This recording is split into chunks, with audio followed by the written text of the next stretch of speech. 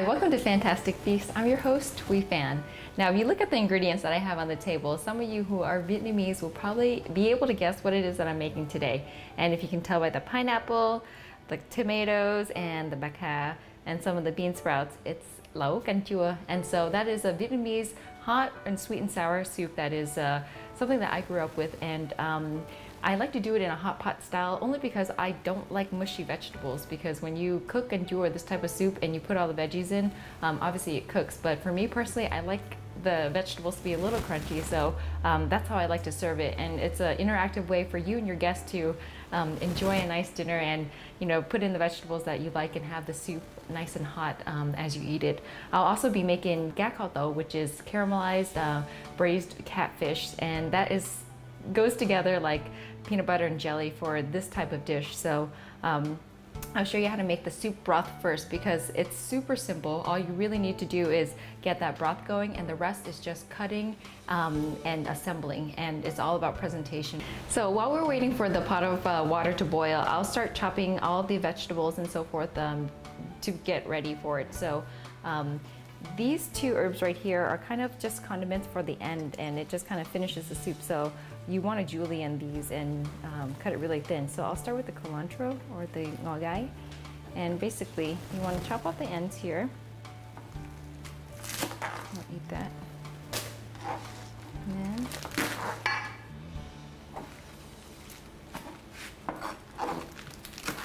then you want to just julienne it.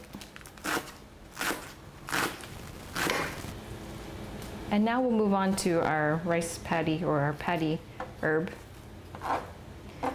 We'll do the same to the end.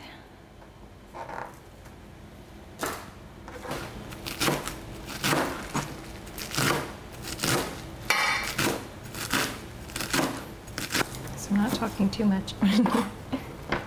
Okay. It smells so good.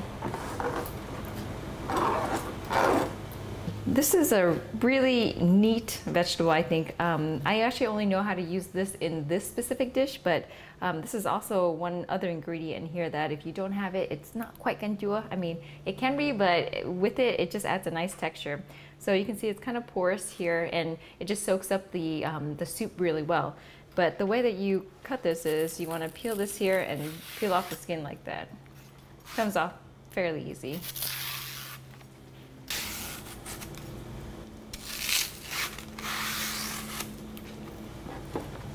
This guy, because he's so big, I'll cut him in half. And then what you want to do is cut it at a diagonal. So.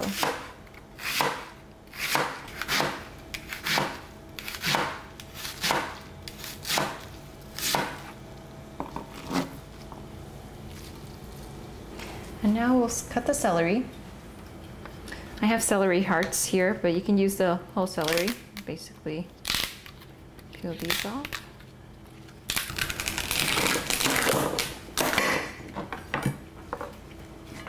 Give these a quick rinse at a diagonal.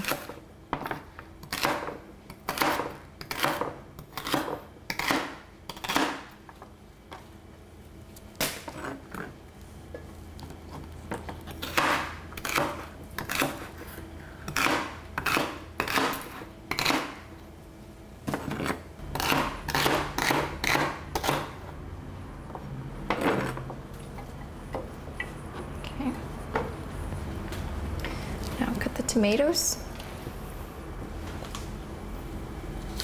I like to use Roma tomatoes because they are a good size. You only need to cut them into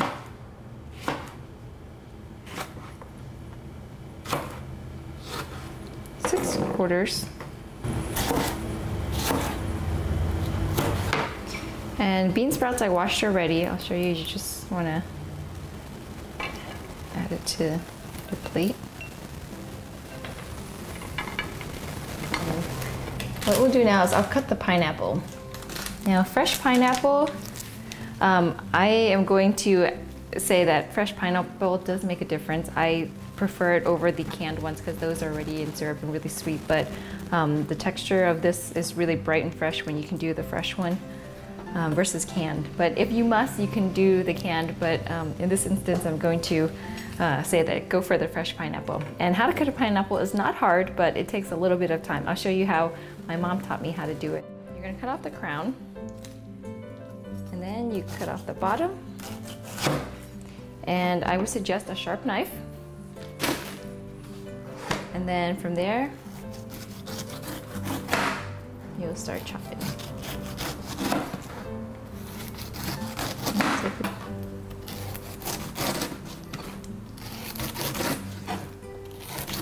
And you want to cut it so you can still see the eyes of the pineapple. So it means you didn't take too much of it off. Skin. Okay, so you see all these eyes. This is the bottom of the pineapple, and this is the top. And so what you do is you will start here and you will make a cut like so. And then you do this and follow the line. Basically, you go around and you cut off these eyes, but only the eyes.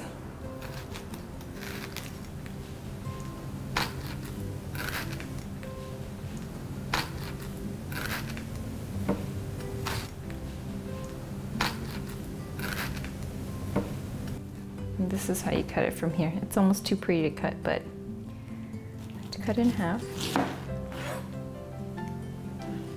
This. And then cut it like that. Okay, so I do not keep the core of it because it's too fibrous. I cut it out and I actually save it for juicing so that nothing or no part of the pineapple is wasted. So I'll start cutting it into wedges like this. Like I'll cut 3 and then this becomes the core and I take this out. This is the core that I don't use for this because it's no fun to munch on that and you can't really chew on it. So from these I cut them in half and then I cut little pieces like this.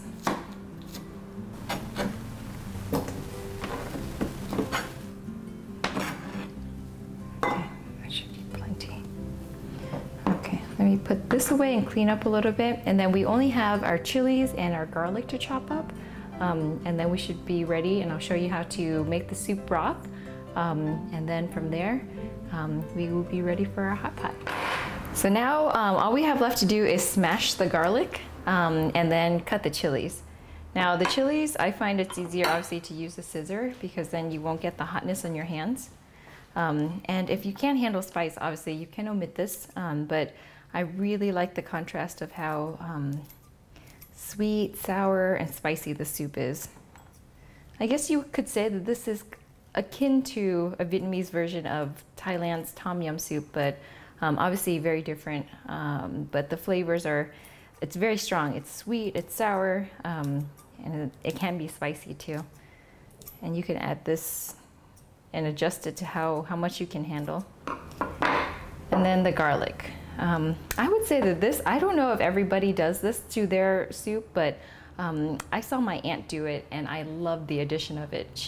What she did was she smashed the garlic and then she fried it so that it was kind of golden brown, and then she added it at the end. And something about the burnt garlic, it's not even burnt, but just like the cooked garlic into the soup, it just adds another element to the soup. So I'm all about, you know, flavor and all that. So basically it's just smash it. And this kind of just releases the flavor.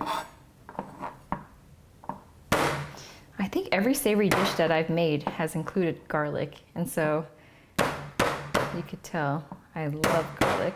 So now that our water is boiling, we'll start adding the stuff. Right here I have 3 tablespoons of mushroom seasoning.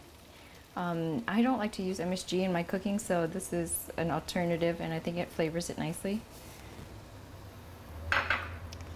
With that, I'll add the fish as well.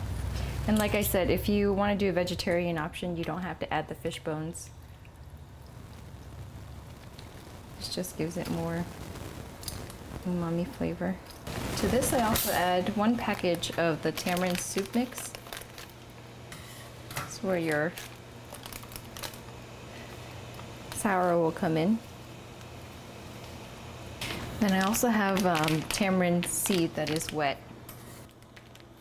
Do about one tablespoon of that.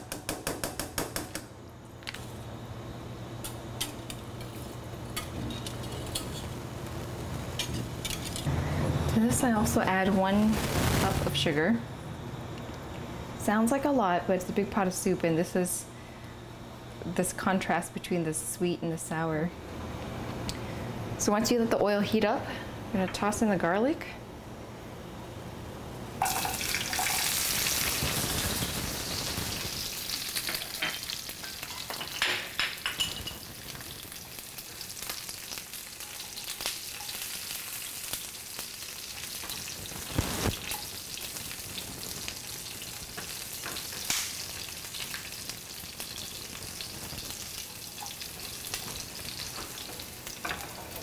So that it looks like this.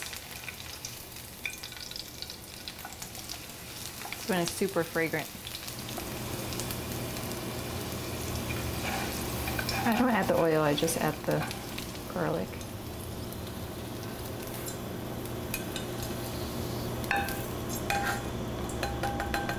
Okay. Let's see where.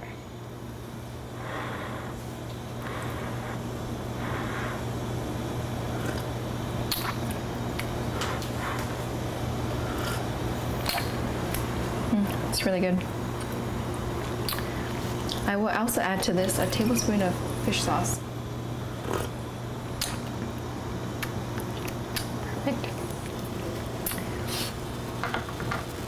Now if you like it a little bit more sour or you like it a little bit more sweet, you can definitely add more sugar or more tamarind soup mix to this. So for me, this tastes pretty good for me, but everyone's tastes are a little bit different, so you can modify it depending on how you like it. And that's really all there is to the soup base. And so what I'll show you now is how to set it up, the hot pot station, or how to eat this. Because we'll have the soup base here, and then we'll set up the table with the portable grill and then all our veggies, and then we can start eating once we make our gakkoto.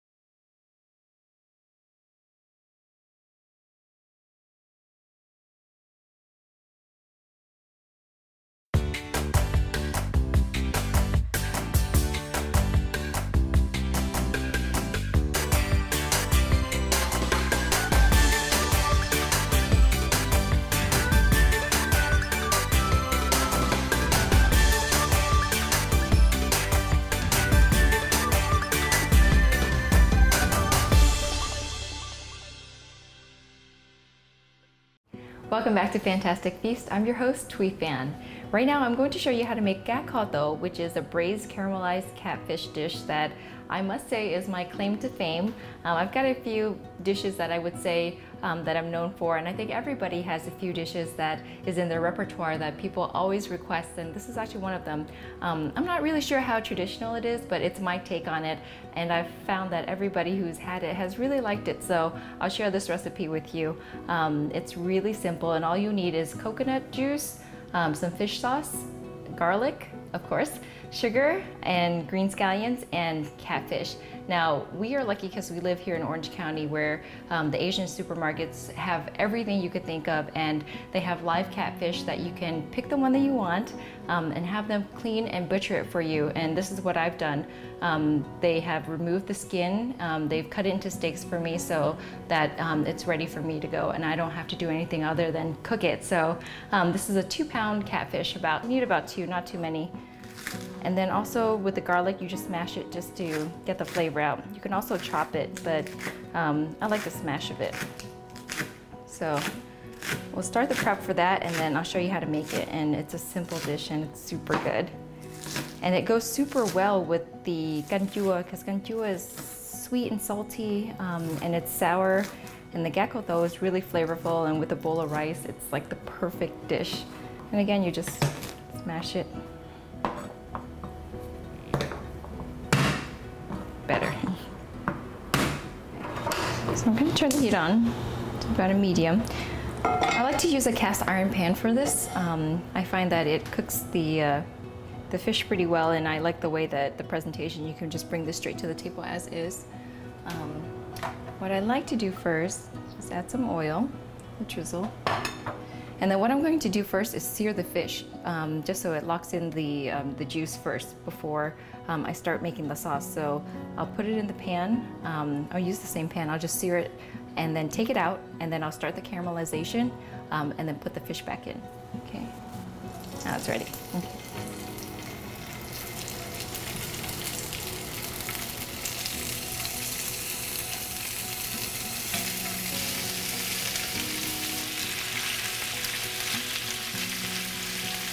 I would say 2 to 3 minutes on each side, just so it sears and gets a little bit brown. It helps with the cooking process later.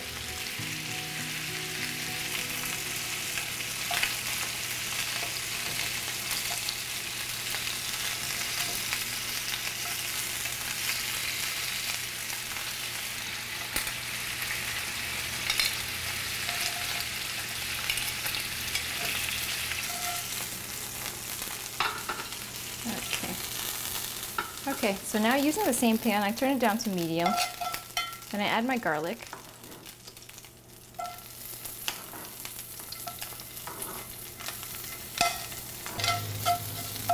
Okay, and to this I add 4 tablespoons of sugar.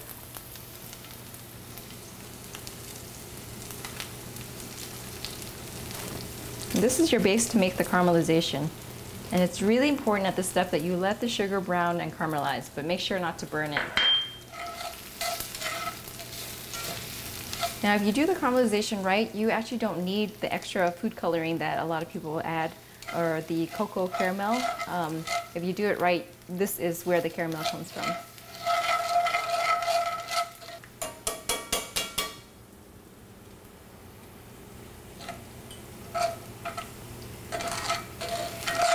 Okay, this is what you're looking for. It's like a nice caramel brown right here. And at this point, I add the fish back in.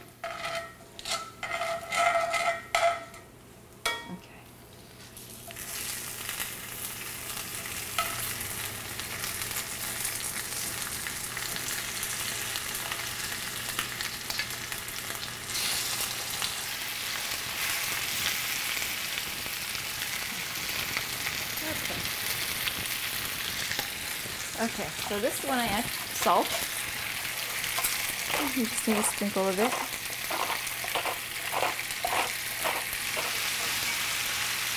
Normally, as a Vietnamese cook, I think everyone's just a little bit of this, a little bit of that, but to make it easier for people to follow the recipe, I do 4 tablespoons.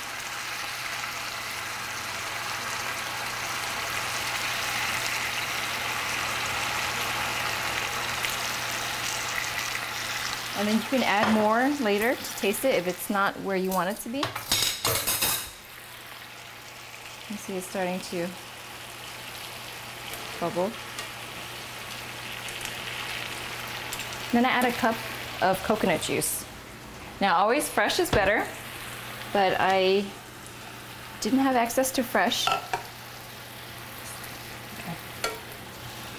So you can buy the ones in the store that's coconut water. These days there's so many different types, but I like the ones that don't have any extra added sugar or is natural. So add a cup of coconut juice. Save the rest for drinking later. And at this point, just pour it in.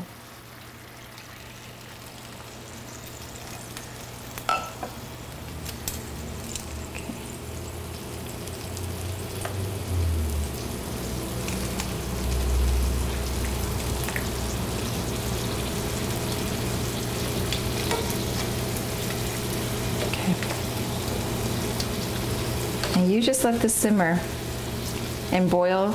Let the sauce or the juice reduce. And once it reduces, the color will turn and, you know, it becomes really delicious. So we'll cook this for about 10 minutes.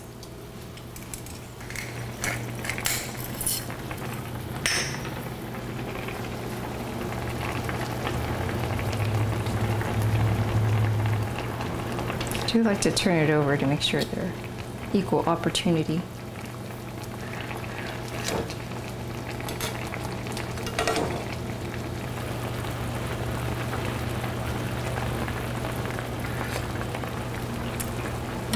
Yum. I like to put in a ton of pepper because I like it. Okay. You don't have to put the chili pepper in too, but some people can't handle it, so.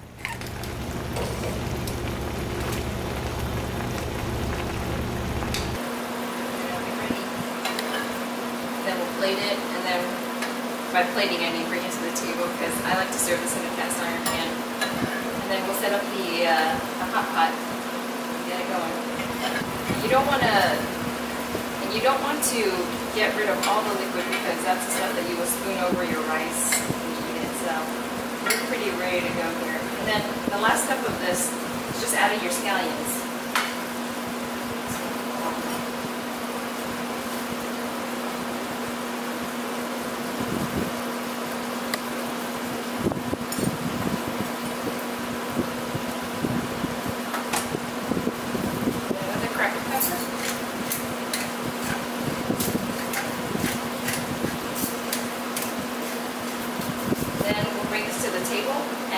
This pot of the hot pot out to the table and we can get ready. Okay, so that didn't take too much work and we have this beautiful spread of gà kho tô and also hot pot lẩu canh chua. And if I had friends, they would be here eating this with me, but since they're not, I'll show you just how to finish it up. So I have the hot pot on the portable gas stove here, and everything is laid out, and basically when your guests come, you just put in what you want to eat and just let it cook a little bit, and then you can add the shrimp and the condiments and stuff. So I'll show you how to do that. I mean, it's obviously not rocket science, but this is how I would normally eat it. So I would add some pineapple.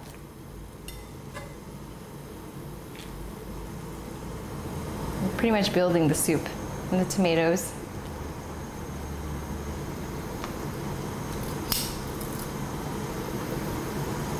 Okay, and then this goes on top. I'll do one side.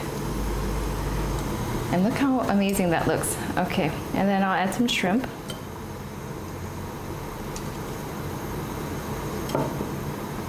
Like I said, if you wanted this to be a vegetarian option, you could have easily done tofu and omitted the fish in the broth. And then I should add some celery, some bacca, and bean sprouts.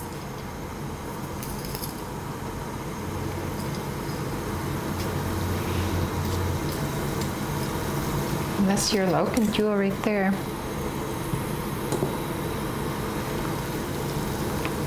And like I said, I like to eat it this way only because I do not like soggy vegetables. So you kind of eat as you go. And shrimp cooks really fast because I like spice. Yeah, okay. There you go. I'll add it to this side too because I'm bad. Okay. Yum, okay. My shrimp is ready. Let's see.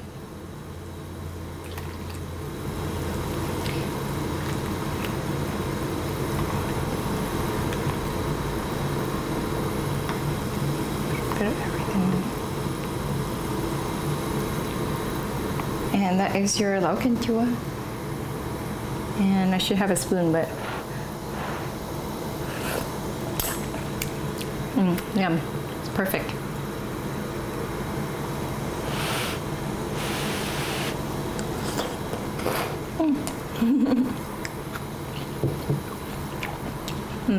Super good.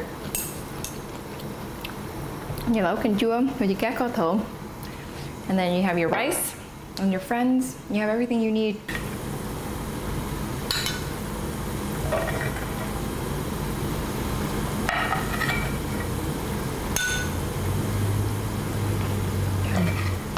With a bowl of rice, this cá kho thổ is perfect. That is so good. Catfish is still really soft and juicy. Really good. It's perfect with the soup. That does it for us here on Phantastic Feast. Thank you so much for joining us. We hope you come back next time.